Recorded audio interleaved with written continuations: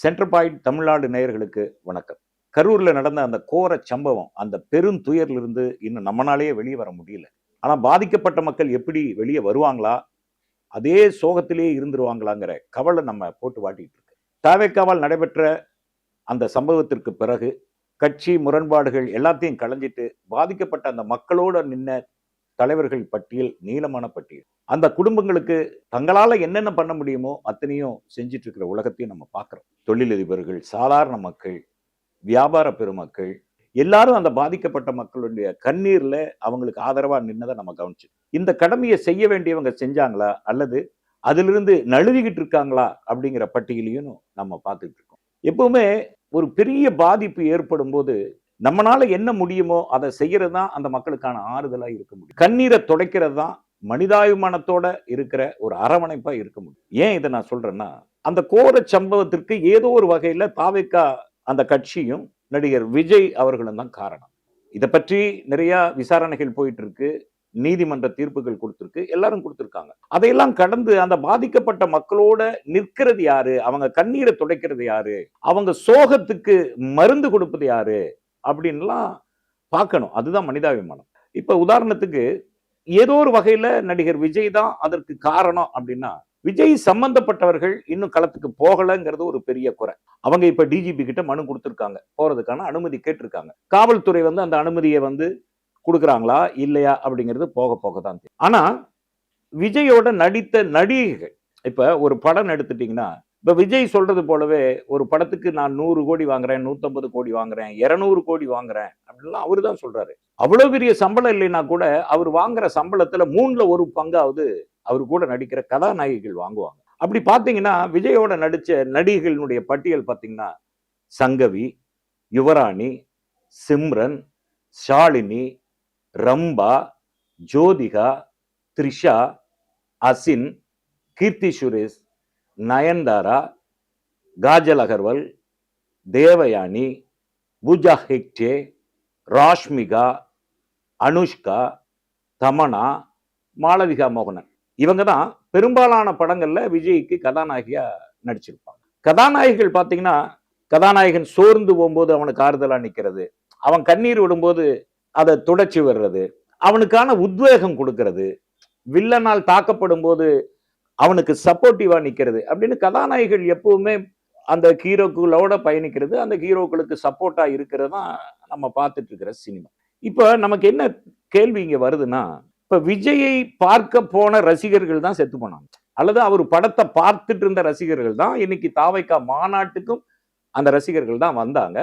இறந்து போன 43 பேர்ல ரசிகர்கள் தான் அதிகம். அந்த ரசிகர்கள் விஜய் படத்தை பார்க்க வந்தபோது உங்களையும் தானே பார்த்திருப்பாங்க, இந்த நடிகைகள் தானே பார்த்திருப்பாங்க. அப்ப விஜய் படத்துல நடித்த இந்த நடிகைகள் இன்னைக்கு சொகுசா வாழ்றாங்கன்னா, அந்த காசுல இறந்து போன அந்த நடிகனின் காசு ₹1 இருக்கும்ல. அல்லது நீங்க சொகுசா வீடு கட்டியிருக்கீங்கன்னா அந்த ரசிகனின் காசுல ₹1 அந்த வீட்டுல இருக்கும்ல. இன்னைக்கு உயர்ந்த மிக உயர்ந்த வாழ்க்கை நீங்க வாழ்றீங்கன்னா, அந்த மிக உயர்ந்த வாழ்க்கையில அட்லீஸ்ட் செத்து போனவனுடைய ₹1 அந்த பணத்துல இருக்கும்ல. நீங்க சாப்பிடுற சாப்பாட்டுல அவனுடைய பணம் இருக்கும்ல. அப்போ அந்த ரசிகன் இல்லைன்னா இப்படி ஒரு வாழ்க்கை உங்களுக்கு இல்ல. அந்த ரசிகன் இல்லைன்னா இப்படி ஒரு சொகுசு உங்களுக்கு இல்ல. அந்த ரசிகன் அப்படி இல்லைன்னா இன்னைக்கு ஒரு உல்லாசமான வாழ்க்கை உங்களால வாழ்ந்திருக்கவே முடியாது. அப்படிப்பட்ட ரசிகன் இறந்திருக்கான். விஜயனால போக முடியல, சட்ட சிக்கல்கள் போக முடியல. உங்களுக்கு என்ன பிரச்சனை?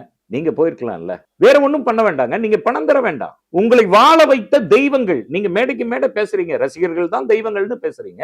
உங்களை வாழ வைத்த தெய்வங்கள் ரசிகர் ஒரு நடிகனை பார்க்க இறந்து போயிட்டாங்க. அவங்க கண்ணீரோட நிக்க முடியாதா? அவங்களுக்கு ஒரு ஆறுதல் சொல்ல முடியாதா? அல்லது அவங்க சோகத்துல பங்கெடுத்துக்க முடியாதா? நாங்க இருக்கன்னு ஒரு தைரியத்தை உங்களால கொடுக்க முடியாதா? என்ன தயக்கம்? ஏன் தயங்குறீங்க? உங்களுக்குள்ள ஒரு கேள்வி வரலாம். நாங்க மட்டுமா போல, வேற யாரு போனா அப்படின்னு நீங்க கேட்கலாம். தலைவர்கள்லாம் போயிருக்காங்க. இன்னும் பல சோசியல் ஆர்கனைஸ் சேர்ந்தவங்க எல்லாம் போயிருக்காங்க. இன்னும் பல பேர் அந்த மக்களுக்கு ஆறுதலா நிக்கிறாங்க. ஆனா நீங்க போகல. உங்கள மாதிரியே இருந்த ஒரு நடிகை 1980கள்ல உச்ச நட்சத்திரமா இருந்த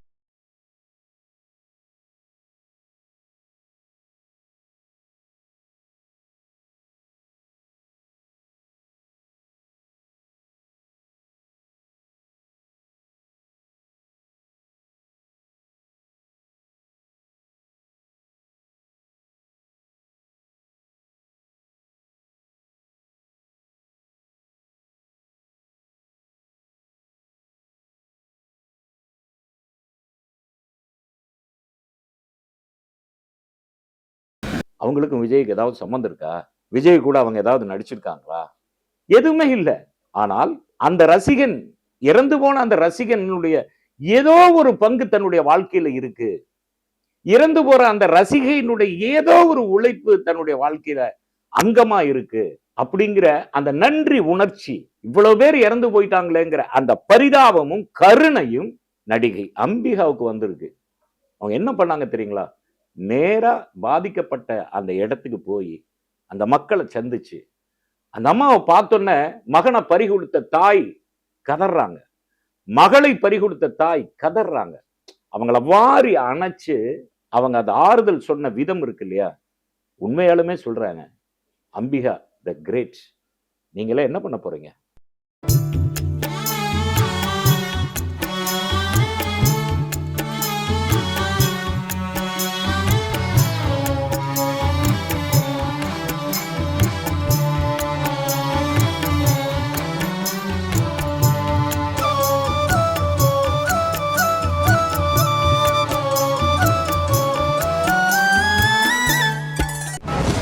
நடுநிலை தவறாத சென்டர் பாயிண்ட்.